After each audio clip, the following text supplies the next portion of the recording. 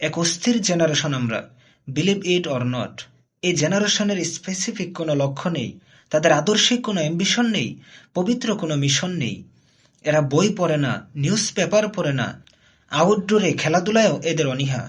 Exercise করে না, এরা রোদ্রে হাঁটতে পছন্দ করে না, বৃষ্টিতে ভিজতে চায় না, কাদামাটি, ঘাস, লতাপাতায় এদের অ্যালার্জি। এরা আধা কিলোমিটার গন্তব্যে যেতে আধা ঘন্টা রিক্সার জন্য অপেক্ষা করে। এরা অস্থির জেনারেশন, প্রচন্ড রকম অস্থির এক জেনারেশন।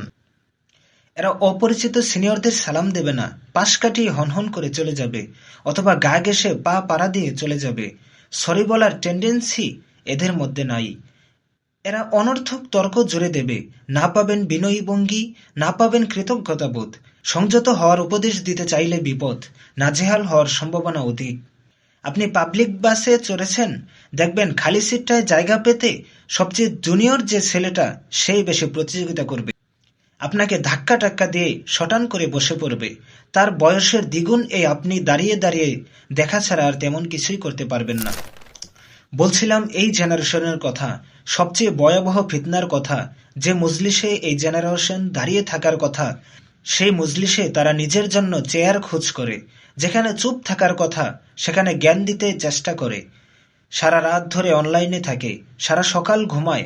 এরা সূর্যোদয় দেখে না, সূর্যাস্ত দেখে না, সূর্যোদয়ে বিছানায় থাকে, সূর্যাস্তে মোবাইলে থাকে। এরা ফাস্ট ফুডে আসক্ত।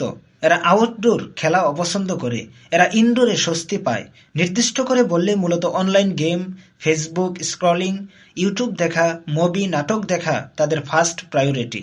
এরা ইতিহাস পড়ে না, সাহিত্য বোঝে না, এরা নজরুল চেনে না, রবীন্দ্রনাথ চেনে না, ফররুখ চেনে না, সাদি, রুমি, হাফিজ তো বহু অচেনা প্রসঙ্গ। এরা বই বোঝে না, বই পড়ে না, বই কেনে না। এরা নন স্কিল্ড, এরা হাঁটতে পারে না, দৌড়াতে পারে না, গাছ চড়তে জানে না, সাঁতার কাটতে পারে না, সাগর পাড়ি দেওয়ার সেই দুঃসাহসিকতা নেই, পাহাড় কেটে পথ তৈরি করার সেই অদম্য মনোবল নেই। এদের উচ্ছ্বাস নেই, আবেগ নেই, সৎ সাহস নেই।